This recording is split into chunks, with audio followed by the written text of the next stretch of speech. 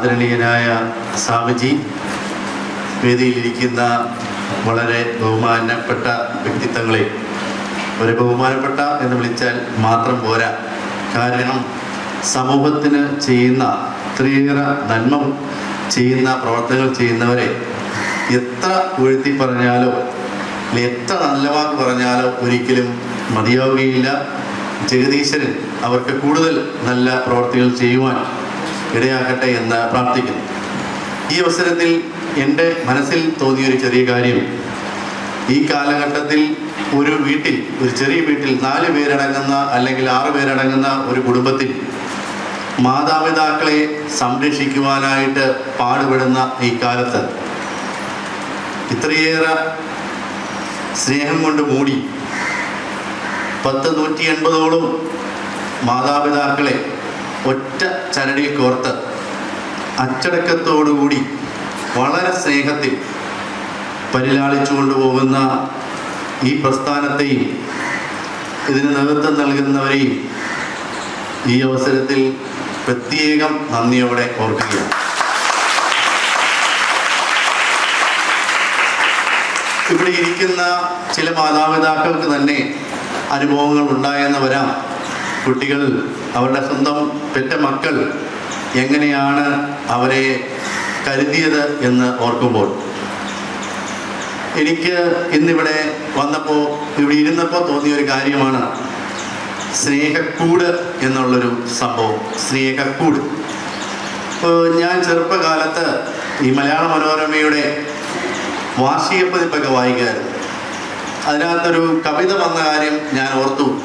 ഒരു രാജാവിൻ്റെ കൊട്ടാരത്തിൽ ഒരു പച്ച പരന്തത്തയെ ഒരു കാഞ്ചനക്കൂട്ടിൽ വളർത്തിയ ഒരു കാര്യം ഞാൻ ഓർത്തു. അപ്പോൾ തത്ത ഇങ്ങനെ പറഞ്ഞു, ബന്ധുര കാഞ്ചനക്കൂട്ടിലാണെങ്കിലും ബന്ധനം ബന്ധനം തന്നെ ഭാര്യ. പക്ഷേ എനിക്കിവിടെ വന്നപ്പോൾ തോന്നിയൊരു കാര്യം, നിങ്ങൾ ഒരു സ്വർണ്ണ കൊട്ടാരത്തിൽ താമസിക്കുകയാണെങ്കിലും നിങ്ങൾ രാജാക്കന്മാരും രാജ്ഞികളുമായിട്ട് തന്നെയാണ് ഇവിടെ വാഴുന്നത്. ഇതിന് നേതൃത്വം നൽകുന്ന, പേരെടുത്ത് പറയുന്നതല്ല, പേരെടുത്ത് പറയാത്ത കാര്യം നിങ്ങൾക്ക് എല്ലാവർക്കും പേരറിയാം, ഞാനതുകൊണ്ട് പറയുന്നില്ല എന്നുള്ളതാണ്.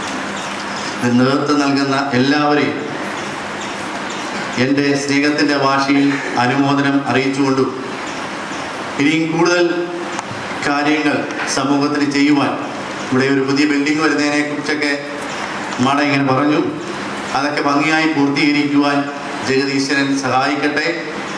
നല്ല സ്നേഹത്തോടുകൂടി ഇവിടെയുള്ളവർ മുന്നോട്ട് പോകുവാൻ കഴിയട്ടെ. അതുപോലെ ഞാൻ ഓർത്ത ഒരു കാര്യം, എൻ്റെ പള്ളിയിൽ നിങ്ങൾ വന്നു എന്ന് പറഞ്ഞു.